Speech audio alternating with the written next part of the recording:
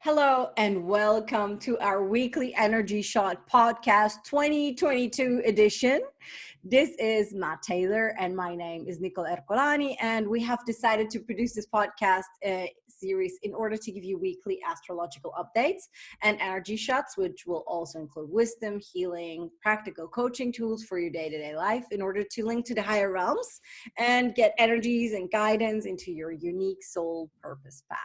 Hi, Matt. How are you this week? Welcome to 2022. Oh, thank you very much. Happy New Year, everybody. Happy New Year, Nicole. It's great to be back. And we're on YouTube as well now. So that's very exciting for me. We're taking another little step forward into the year. Yes, we're growing, expanding. Yes, little steps. So, it's good to be back. And I think we're going to start with giving an overview for 2022. I don't think we're going to get through it in all like one YouTube or podcast. So I think we can break it down into two parts, because I feel if we race through information, people can't really absorb it. And it's better we talk about it and give some examples and some ideas and all of that and do it over two parts. So let's see where we get to in the first part of giving an overview. Now, just to sort of like put a asterisk that New Year is not an energy. It's, there's nothing energetic there. So, we are going to give an overview for the year, but really, and we'll give you some insights as to where the planets are, what they're doing, through the year. That works. That's very important, of course. But to say that something new is starting or kicking over isn't kind of energetically correct. It's more just with the, it's an artificial year, or this Gregorian chart that we work to. It's not organic to the universe, but it's still a good point to, refresh on what all the planets are going to do. And definitely at the new moon of Aries, which is the beginning of the astrological year, it's the beginning of spring, and all of those new things come through, we will do, a real insight into the year ahead that has a bit more punch to it than at the moment. But what we're going to share today still works. It's still going to be fine. It's just that it's, not really a kickoff of anything new. I think that's the point of difference. Yeah. So let's look at it from, if I can, just give some little, I'm not a numerologist. There's people that specialize in all of this. And they know a lot of things about how far planets are from each other and how long they are, why this number is this. Kabbalistically, we have noodles of geometria in the text. But let's just do something basic, right? So we know that we are spiritually going to come back together in the sixth millennium, right? This sixth millennium, what is it? The year 6000, like I'm at 2022. This is 4,000 years ago, right? So this is not the same, as I said. So the sixth millennia is something that the Kabbalists revealed in through the text, and it happens to be during the Age of Aquarius, which we're in now, right? The Age of Aquarius started to come in the 1600s, 1700s. And we can easily see that because that's when we started to get technology, we got the Industrial Revolution, we've got schooling, right? These sort of science, education, technology things are very Aquarian. So visually we can see it, right? So because in an age takes 2,500 years, to go through, it doesn't switch on overnight, right? It just phases in. So we can see from the 1600s, 1700s that the kickoff of science, technology, education is really, and also politics, it's a kind of ideology, right? So all of these things started to kick in more into our consciousness. And here we are at the year 2022.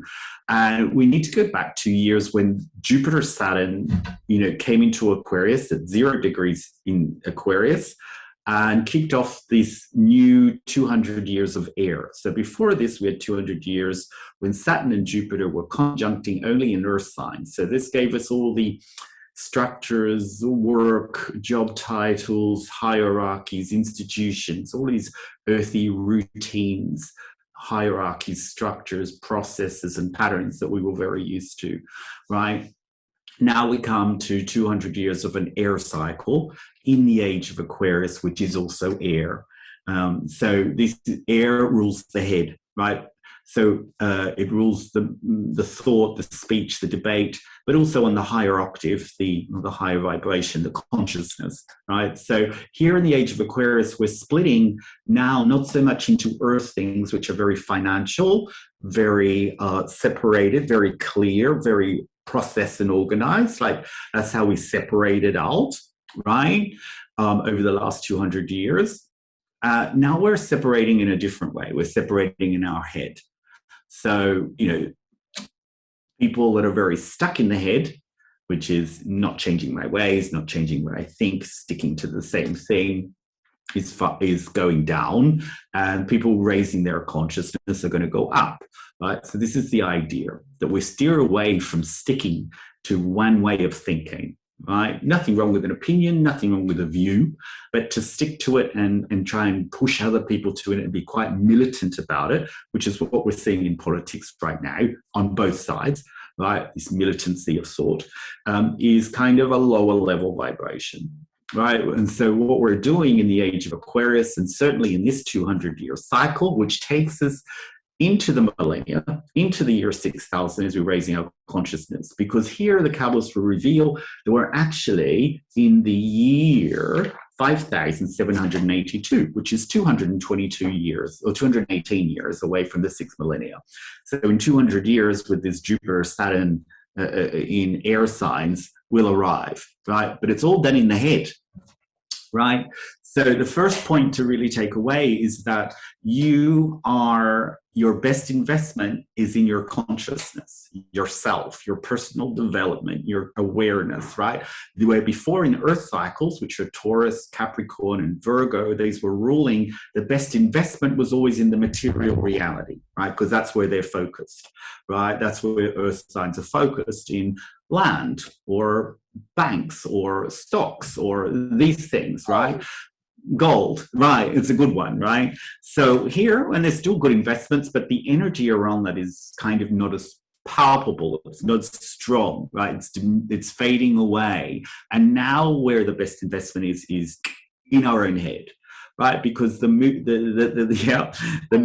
that we want to see, we've got to get here first. Like we used to go to a movie theater, and you put in the film and it projects on the film, right? But the film was already in the tape, yes, before it's projected. So now we're learning that I've got to get everything really, really strong and really well here, and that's what's projected out. That's what I see, yeah. Right? And so the more I invest in that, in producing that movie beforehand, really getting it clear, the better chance I've got of hitting it.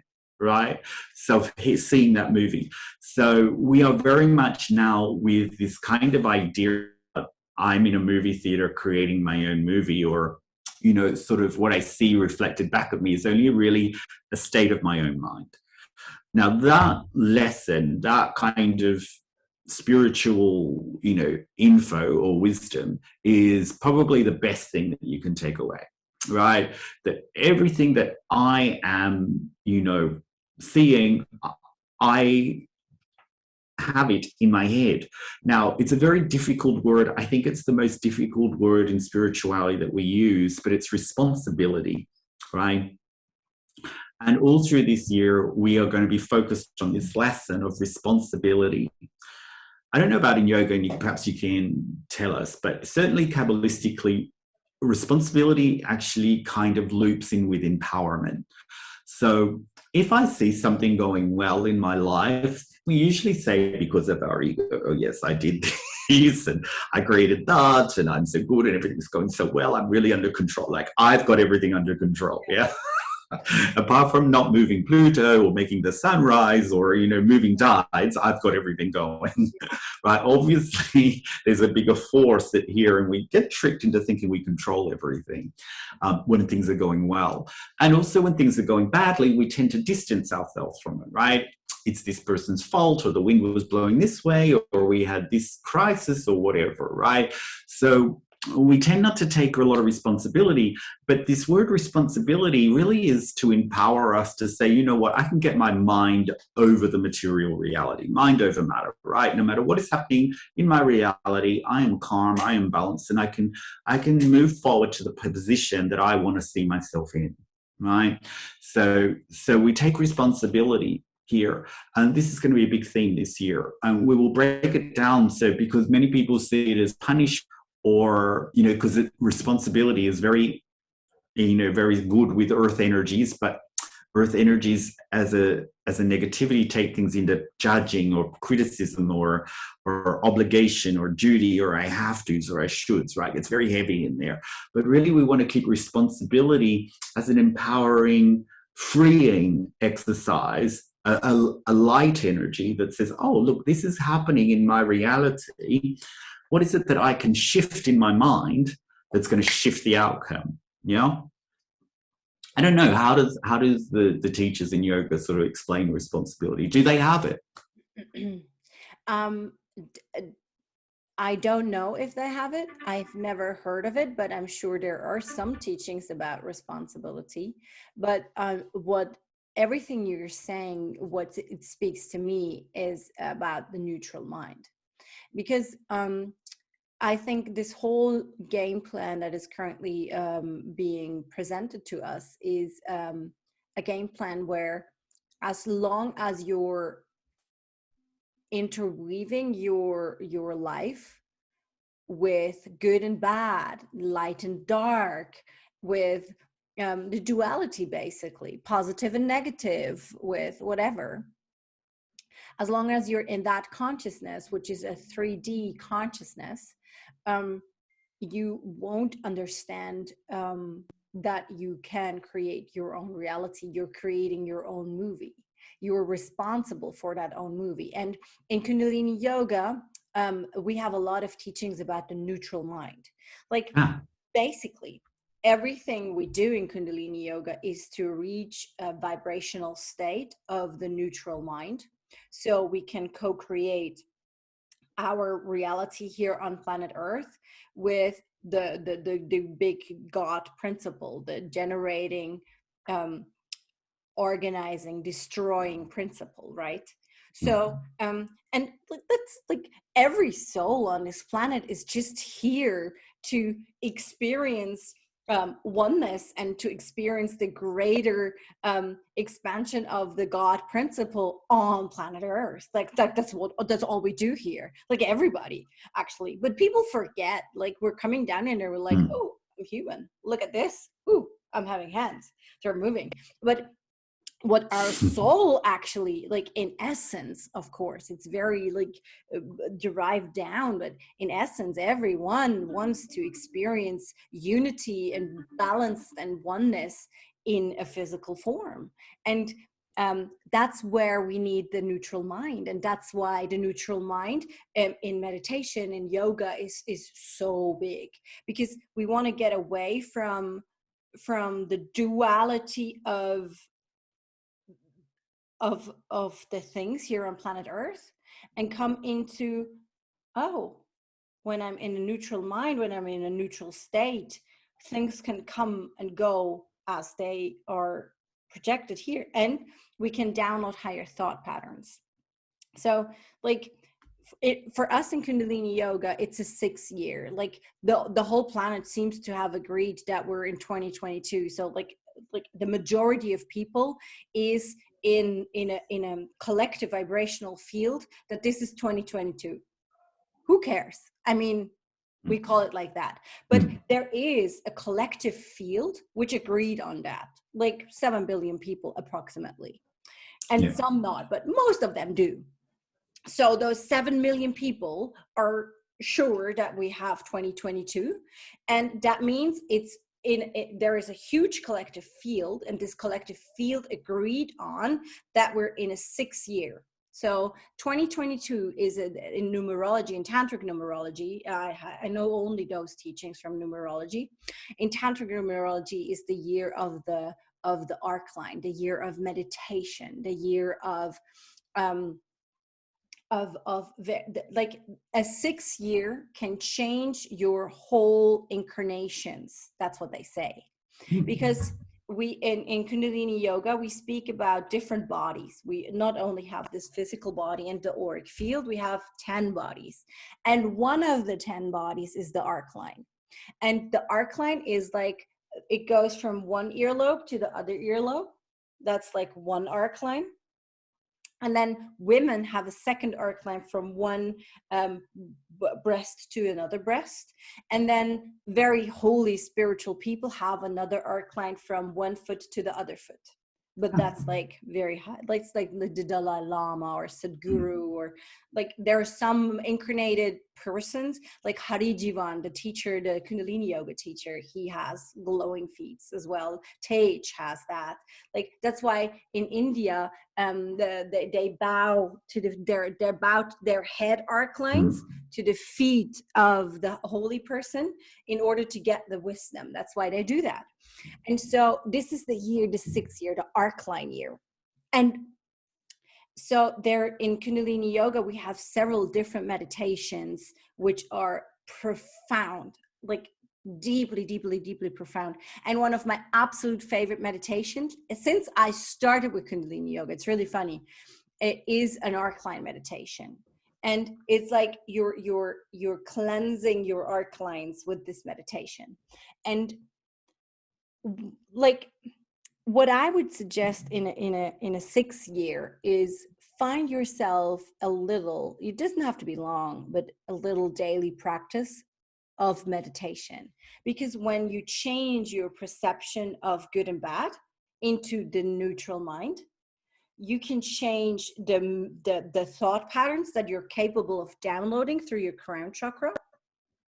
And by changing the thought patterns that you can download, you can change the movie in your head that Matt was saying. Matt, I love this. Like you have to have the movie in your head first in order to project the movie out, in order to have then a reality coming into existence.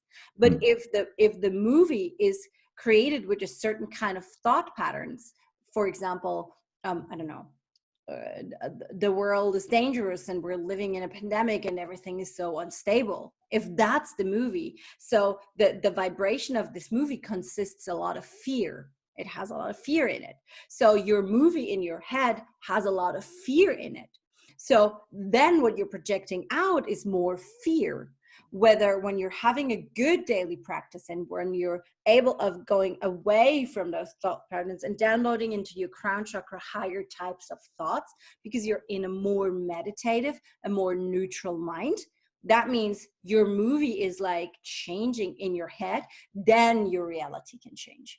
And this is the year of meditation. Very good. So that's a whole yogic, input into the kind of numerology of the year here. Like we can look at it two ways, a couple of different other ways here, just to give some other ideas you might, people at home might want to resonate with. So 6 is Venus, right? So this is a Venus Venusian year, which means there's only 2 planets that are feminine, really. So Venus and the moon.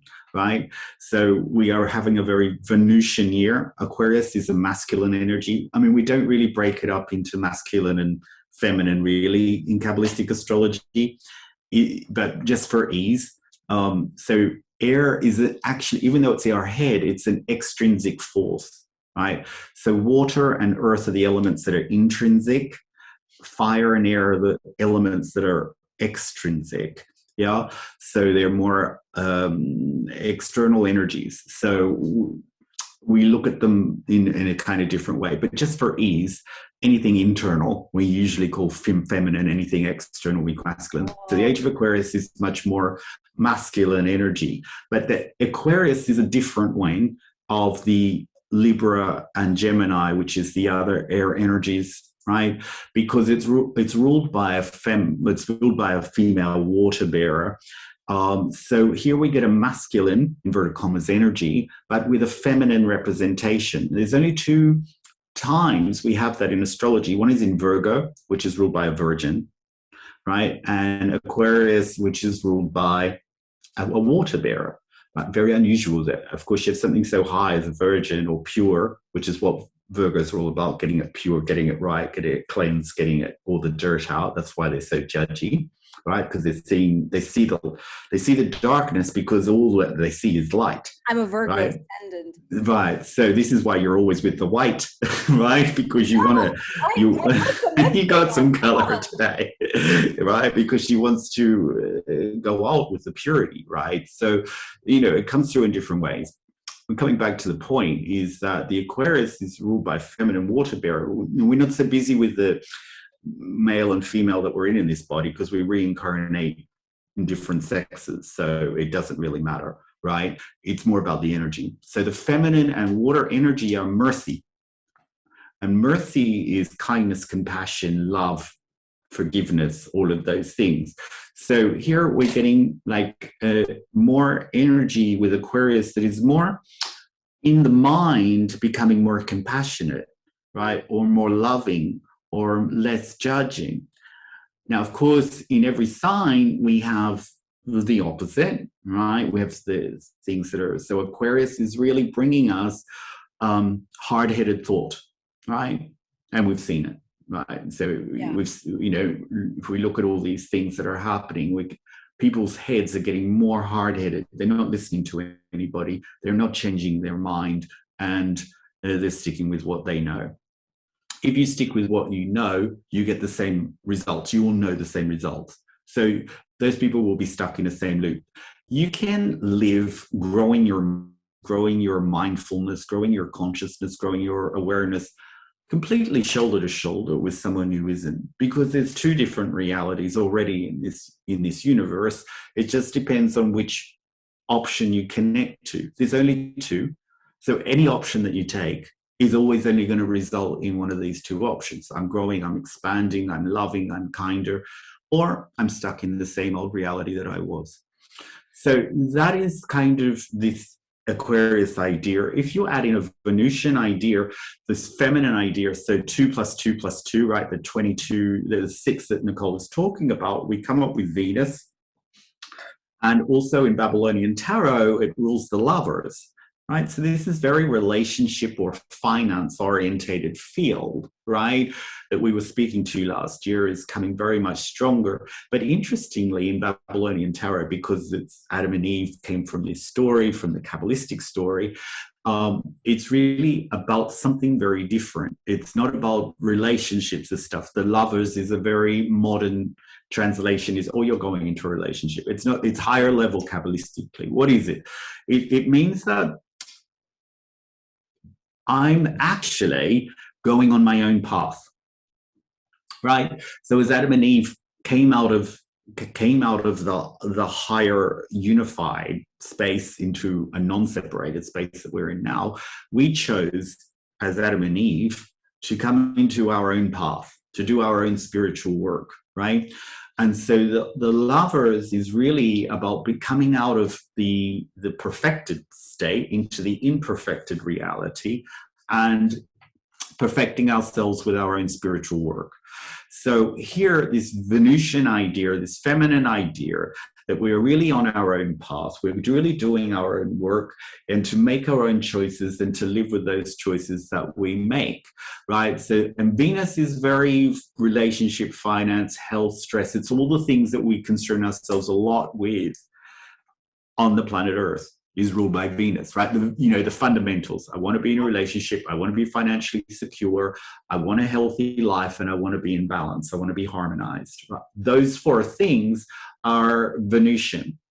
So this goes back to my responsibility point, is that this year we'll feel more taking responsibility for the very practical lives that we are having this year, right?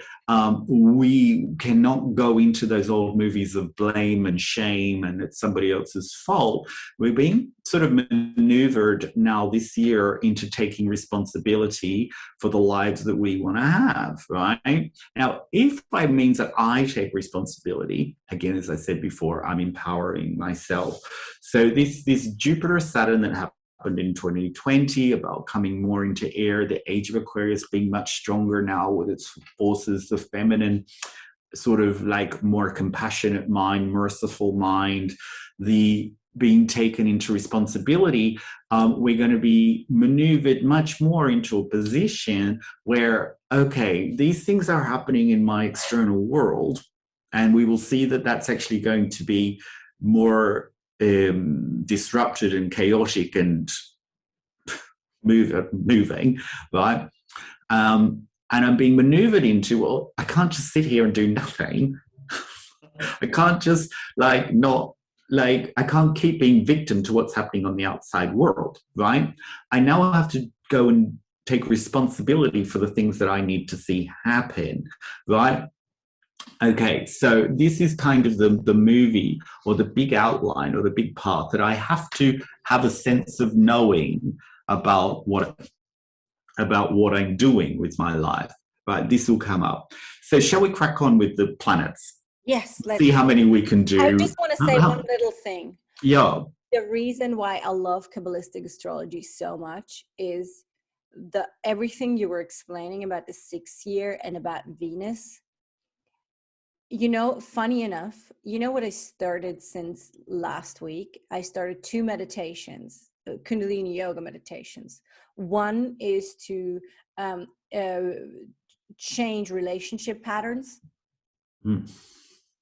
And like really to amplify the quality of relationships and to change the karmic pattern of relationships from the past into a new future. And the second one is prosperity. And it's so funny. Kabbalistic astrology always, it goes hand in hand with Kundalini yoga and with what I do from an energetic point of view. And I love it so much. I think the wisdom that is held in Kabbalistic astrology is amazing. It's so cool, isn't it? It's great. So it really just gives us some, you're already doing it, but it kind of gives you like more clarity on things that you're picking up in the field, right? Yeah. So here, the things I wanted to talk to is it's really about, like, just as Nicole said, my next point here is to secure yourself. Your responsibility here is to secure yourself, but internally, right? Not depending on the outside world. So we've done the Age of Aquarius. We've done the sort of the theme series. I'm going to first talk about this. We've probably got time for 2 planets or 3 maybe. And then we can, 2 or we'll do 3. And then we'll do the other bit in part 2 next week, yeah? So it's important to set the scene, because if we don't have this conversation, we don't kind of have the bigger context we're working under. So let's come to a very far planet that is not really palpable to our brain, but it really influences the cultural or the agreed values, right? So Transpluto well, I think they've sort of said it's a planet, or sometimes it's not. So science is still grappling with it. It was discovered in 1970s, around about Babylonians 5,000 years ago. So big. Okay. Right? You'll get to the same place. Yeah. So Transpluto is obviously it's an object that is related to Pluto. It has similar effects, but really, when we see it in the karmic astrology, it's really how people dimension jump, or if they can dimension jump. If we break it down to something more here, it's like, what are we bringing down into our reality that are defined sets of values? What are we kind of, downloading? So Transpluto went into Virgo in 2015, 6 years ago. And before that, it was in Leo for maybe 75, 80 years. It sticks in a sign for a very long time. And so we get during that time, a very Leo-orientated things.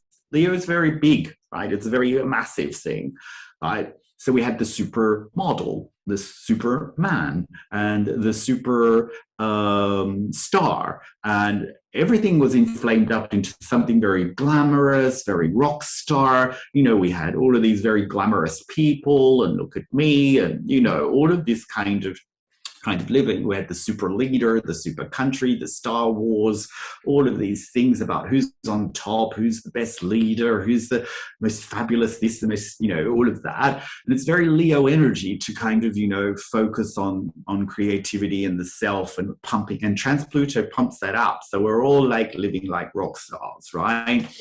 And this is where all that sort of comes from. And that excessiveness and that grandness and that bigness that Leos have, because it's ruled by the sun, right? I want to shine, I want to create, I want to be me, and I want it to be all glamorous and all of that, right?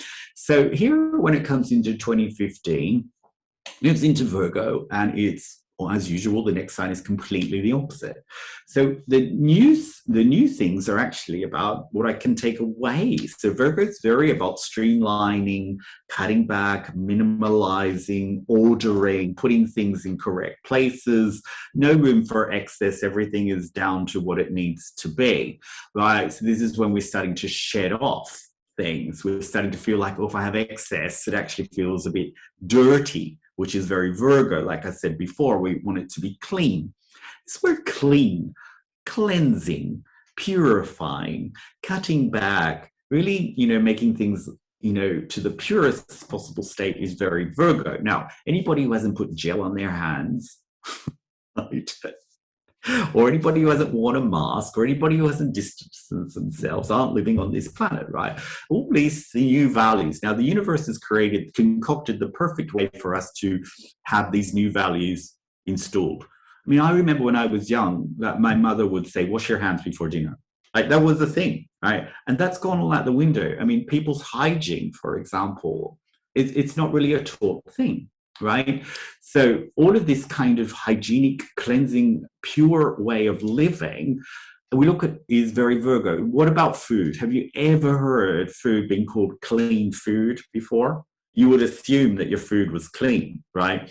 But now it's a big thing. Clean food, clean living, right? It's all coming through in the new cultural value. So cleansing and healing, and also on the gunk that we're holding inside.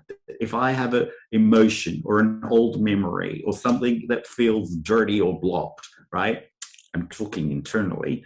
We want to cleanse it out, right? We want to not have negative thoughts, right? We want to have clean bodies and also clean souls and clean minds and all of this new cleanse that's coming through, right? We're also with nature, right?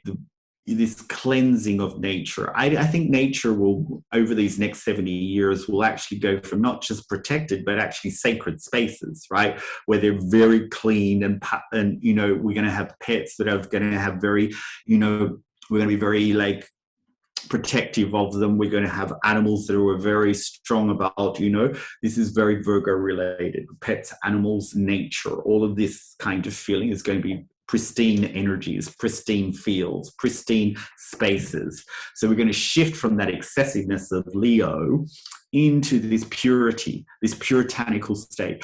I would even say in 10 or 15 years, when this energy gets stronger and we see more people born with this energy, that we have a return to very sexually restricted practices. Yeah, not the excessiveness of Leo, that people will be very, are you on my cleansing? I know, do you know what I mean? Like virginal level. Virgo's ruled by virgins. So I would think we will see a return of clean sex practices, whatever that means.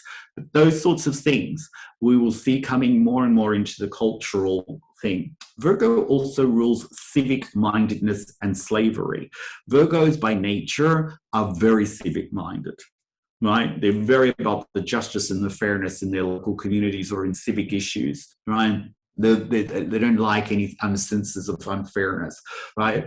Slavery also will be, coming up. So we've seen in 2016 in Great Britain the pass of the Modern Slavery Act, right? That was there. And we've seen Black Lives Matters. It'll move into women's slavery, childhood slavery, work slavery. We're seeing it now. We don't like children picking our coffee beans for minimum wages. Virgo also rules the working class and the lower classes. So we will see more fairness, more justice, more, raising of the minimum wage. We've seen it all through Europe already, right? Whether you agree with it or not agree with it, right? We've seen it move, all the benefits going towards them, right? They will be pumped up, right? So all the sort of Leo energies, which are usually, interestingly, aristocratic or royalty.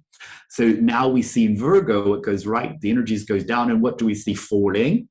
If you look to Great Britain, we see the actual royal family falling, right? Because it doesn't have the energy there to pump itself up, right? And it's being cleansed out. Get rid of this person for the sexual abuse issues and all of these institutional things that are being cleaned up. So here the working class will be very much favored. Slavery issues will be resolved. Civic mindedness will come in. And Aquarius is very local. So we will see also these big institutions that Leo likes big, falling down to something more that I can connect to, that I can, talk to. And the final thing about this Transpluto and Virgo is responsibility. Virgos are the most responsible of all the signs. They feel responsibility very heavily, sometimes to their own detriment, right? Sometimes judging themselves or feeling things is very too hard, right? And they get very critical of themselves and the world around them, right? But in the higher sense, in the higher positive, they're very responsible. And Virgo rules over daily practices, like what you do in your day. And so if we take it back to a Virgo day, it's going to be very simplified, very ordered, very clean, and taking us to a point where I am responsible for the decisions of what I do, but also what my people around me are doing, right? So we will want to naturally gravitate to people who vibrate on the same level of empowerment or responsibility, and even in some ways to the same degree of cleanliness. In small ways, we've seen that already. Do you understand what I'm saying? Yeah. Yeah. So that is a big scene setter for the next 70, 75 years. That this whole thing that the virus has kicked off is really a lot around this particular thing. So the universe doesn't actually, you could never predict it's a virus, right? People don't predict these things. There was no astrologer saying it's going to be a big virus, right? But there are Kabbalistic and karmic astrologers out there talking to these things will be seen more and more. How we get there, we don't know, right? That's up to the greater mind. No, I don't want to organize it. There's a greater mind, right? And it's pushing us more into this. Yeah, it's pushing us more into this. There were also many astrologers that were predicting that something is going to happen with this Saturn Jupiter conjunction at 0 degrees in 2020. Like the astrologers, like the really good ones, like the Kabbalistic ones, of course, because they have all the knowledge. But I even heard some normal Western astrologers, like there are some astrologers which are like what's the name of this astrology called? Let me quickly. There's one woman I really appreciate her a lot. Her name is Tashi, and she's a evolutionary astrologer. Yes. Well, that's sort of the same consciousness, yes, right? it's the same. You're coming from the soul. You're coming from the soul perspective. And they're like everything is evolution, and she they also said like, okay, this 0 degrees Capricorn in Aquarius, like it's Jupiter Saturn thing going on. There must have, this changes everything, and that's what happened. Like it's exactly what happened. And I think I'm a big Pluto seeker. I love Pluto and Transpluto so much because it's the energy that I'm feeling most comfortable in. Like those very sophisticated, high vibrational energy fields. I love them. And Transpluto in Virgo really talks to me. But what I wanted to add something in Transpluto in Leo. It was also the last 75 years to 15 and the 75 years before. What it was also was, it was the first time that knowledge and that radiance was possible all over the planet of one soul. Before that didn't exist, that possibility. So it was not possible before 1930s that someone became worldwide famous.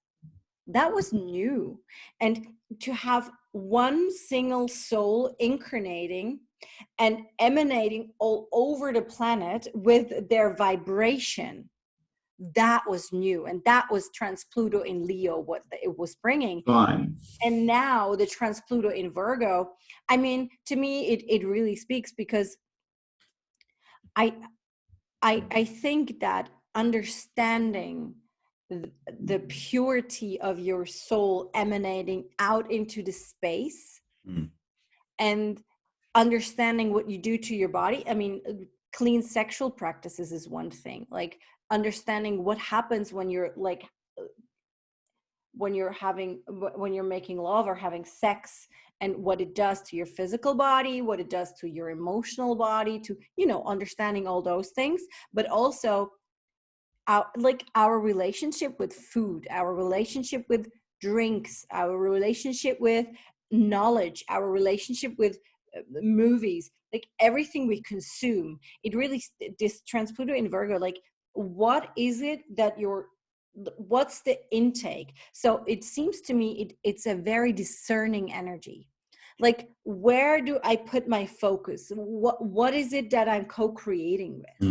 And Yes. discernment, for me, it's really an energy of discernment. Like this being very, very clear with what am I getting into my field.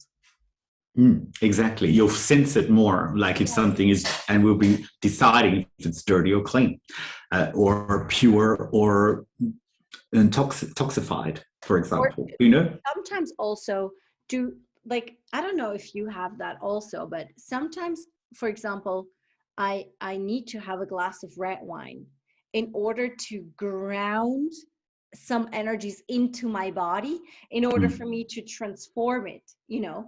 So or to have I don't know, to do something not so healthy, like to do something kind of toxic, you know, or drink a Coca-Cola, which is like the most stupid thing you could do. But sometimes you need that in order to bring down the energy to move forward, right? So being discerning in what am I co-creating with, and if your body says like, I need that, and asking yourself, okay, do I really need it? Or like, but for example, my body wants to have a glass of red wine since days, and I will give it to him as soon as I feel that the energies are ready, so I can ground in whatever needs to be seen, so I can feel it better, you know. So I think it's really interesting to also not judge things. You know, in the spiritual community, everybody's like, oh, alcohol is so bad, or which is we use it as a tool sometimes kabbalistically, what we do with red wine, because red is a judging energy, right? It's a heated energy. Is actually we put a splash, just a dot of water with it, and that adds the mercy to it. So so there's ways of transmuting the negativity of the red, right? The anger or that can come with a red energy to fusing it. So we will understand in the future this Kabbalistic technology, that will transform some of these things, right, that the body aches for, into a spiritual practice. So you can transmute that energy. So I think we're running out of time. We'll do one more, but for sure, it's better to do it slowly, break it down, have a chat about it, than racing through with lots of information, right? That we never, right? That's right. So here we'll come to the last one for today, which is Pluto in Capricorn, which we've been banging on about since 2008, and we will continue to bang on about until I think 2024, right? Like another 2 years. It's a lot to talk about here, because it's brought in the economic downfall in 2008. It's bringing out the accountability and all of the malpractices in big institutions, right, such as government and banks and accountancy firms, right, because this is what Capricorn rules over these big hierarchical structures. Okay, it also rules over in our world in embedded structures or embedded routines, or things that we just do that are old and traditional, right? So Pluto is about detoxing all of that. Pluto should be also about transforming, but when you're a rigid structure like Capricorn, and you have this rigidity that's ruled by Saturn, it's very difficult to transform. Like, you can't shift it because it's an earth thing. But what you can do is you can at least detox it and say, what would you like to do with it? What would you like to change with it? Now you've seen all the gunk inside of us. Now we have seen more and more gunk coming out. So if you look at the economic crisis, if you look at political malpractices, if you look at the royal family in Britain, if you look at the Ghislaine Maxwell sort of things in the relationship to politics in there, you will see in all these old power structures, all these things, all the Panama Papers, what was the other papers called?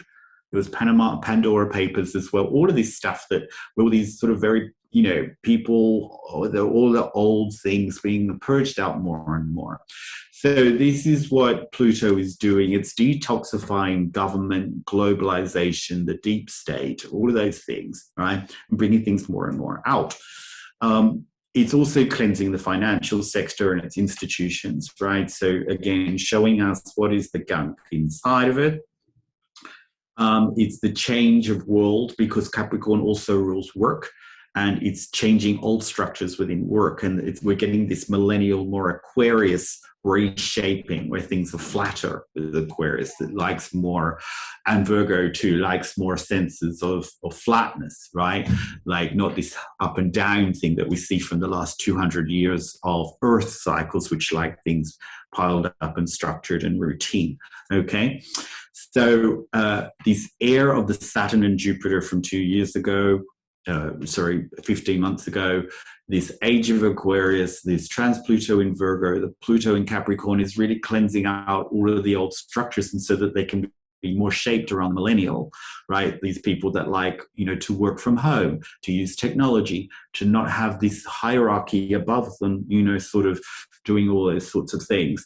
So the next year, what we're seeing in the United States is a big leave of the corporate state.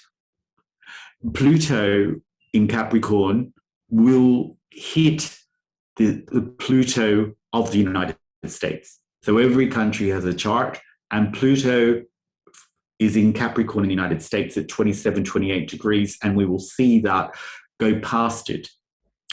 So this will be a cleanse out of their government, cleanse out of the financials, and a cleanse out of their work culture. It's already predicted. I'm not predicting, but economists say that 25 to 40% of people working in corporations in the United States will leave. So their workforce is completely restructuring, transforming, changing, detoxing. Now, the United States is the corporate master, right? That's what they define their business model on, right? The corporation pays for your health, right? All the things that we have paid for by the government is paid for by corporations in the United States, right? That's the way they set up their business model, right? So now, people are happy to leave those safeties and securities to create their own, which is what I was saying at the beginning. You are, with the tarot, with the Babylonian lovers, you are setting out to make your own choices. Now, if it was like a country like Spain, as much as I love it, it's the 12th biggest nation, economy in the world. If we did that, you might have a ripple effect in Portugal, a small ripple effect in Italy, maybe some in the south of France, and countries will turn the page and move on, right? When the United States does this, it's a whole different ripple effect. We're all affected by it. We will all be shifting, right? It's kind of a center point for institutions, banks, and work, right? Whatever shift they have, we all have, right? So, and depends on which kind of astrology you are. It won't really matter, but the moon may also be in Capricorn in the United States as well. So it will hit their Pluto and their moon. And the moon in mundane astrology is the people. Mm-hmm. So you'll be having this massive shift of people and their consciousness and transformation and detox and purging, which I think we've already started to see as Pluto sort of gradually comes closer. Now, That's one hit in February, March next year. Then Pluto retrogrades and goes back over them, right? This year, sorry. Yeah. This year. Sorry, my mistake. Then Pluto hits them once. Then Pluto retrogrades and comes back over it again and says, here's another shot at it. Look at all this. And then it goes for a third time past and gives them a whack. So all through this year, we will see all sorts of changes. I would advise that you are at least aware of the news, even if you don't intake it and don't react to it, obviously, don't get bothered about it. But I would advise that people be aware of what's happening in the news in the United States, because it's going to be a doozy. The last time that something palpable we can see, Pluto went past the sun of Britain in 2014, 2015, and you know the history. It's still not recovered from that vote. And I wish them all the best for it. But I'm saying, look at the profound changes it can do to a country. Now, again, in Europe, Britain left, Europe turns the page, we all move on. But to Britain, they're still recovering from it. You know, they're still seeing things that were problematic before the vote, now exacerbated, right? There was no new problem. It's just now out. Now, this is what I'm saying in the United States. There will be no new problem. It's just now, it's obvious. It's here. It's on the plate. And that means we all need to deal with it when it's the United States, right? Because the knock-on effect is huge. Again, this will be a rebirth of words like responsibility, borders, boundaries, and what I'm responsible for. So we will see United States continue to close in. It's been closing in for the past 2 or 3 years. Yeah. Right, as Pluto approaches the walls, for example, the new trade agreements, we are losing sort of feeling, right? And it's all building up in the system, right, to say now more internally, I'm losing. That Americans will come to the realization, especially the working classes and the lower classes, that they are losing, which they were. Right? And there will be massive rebellion against the people that put them in that position, right? And the responsibilities will be like, well, now we're reshaping the whole thing in our order. So there will be massive repercussions to that, whatever the economics are, right? The economics already in the world are on a tipping point because of the last 2 years where tremendous instability has been felt by people, right? Tremendous disruption, instability, rules changing on the day, right? And people working at home, working by themselves go, you know what? I could just do this more easily by myself, right? Why go there, do it for someone else when I've kind of got now used to doing this just for me? Something shifted here, right? They actually didn't look after me. Nobody gave me a big helping hand. Maybe I just go on and do it myself. And there will be a profound shift away from corporate America and a profound shift away from this whole idea of the way that they've been living.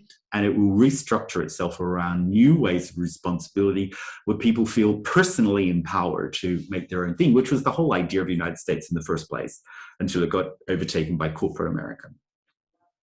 What I think is really interesting about this Pluto return actually is when we're speaking about the world and the chakras of the world, the spiritual community agreed on that in England, in the Great Britain, there is the heart chakra of Mother Earth in Glastonbury.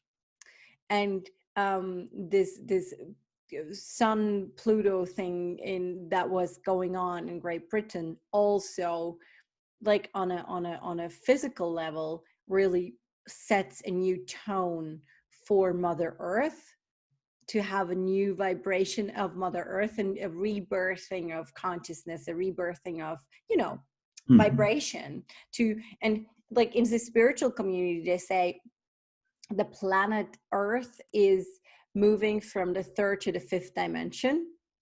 I think it's very theoretical for most of us, at least for me, it was for a long time.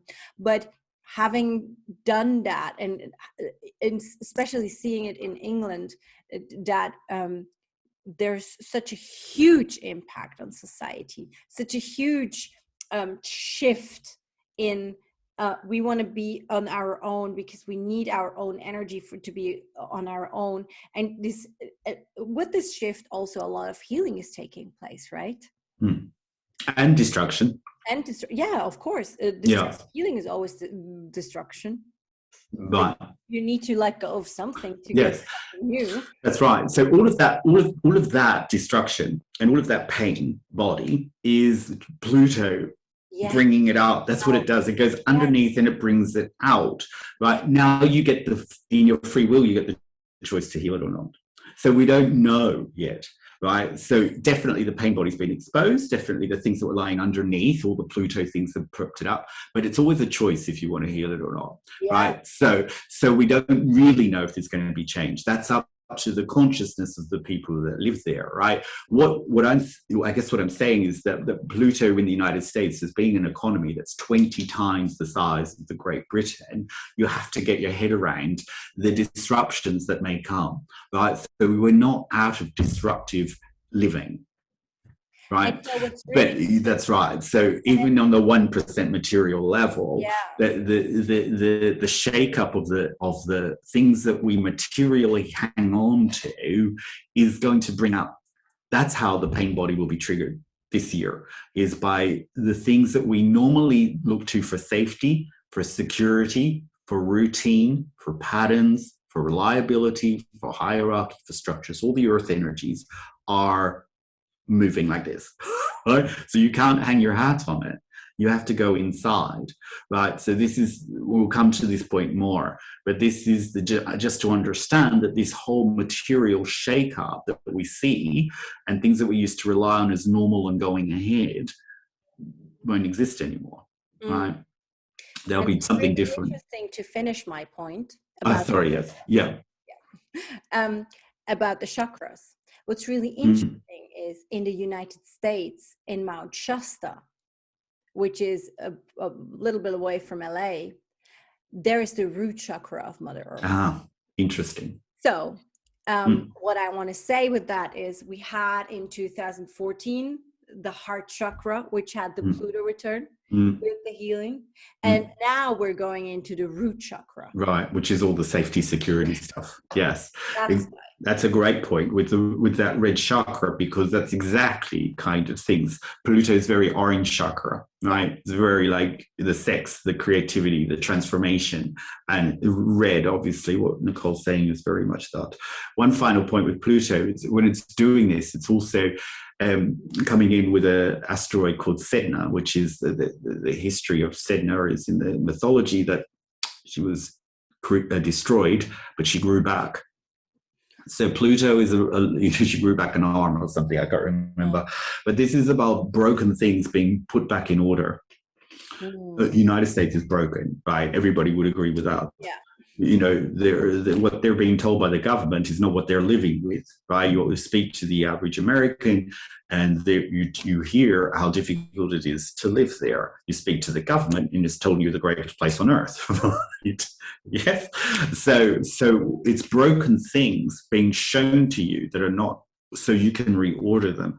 But it's only broken things shown to you is what the energy will do. How we reorder them is up to the consciousness that we have in order to take it forward.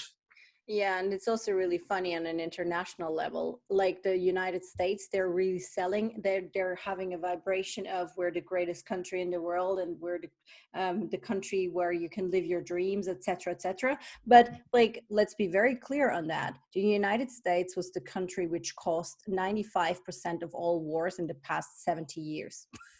I mean, right. Like very clear. Like this country. Well, the government anyway, not the people. The people were actually very much against wars. Yes. Yes. Still, they voted for the government. They agreed on the wars. They agreed in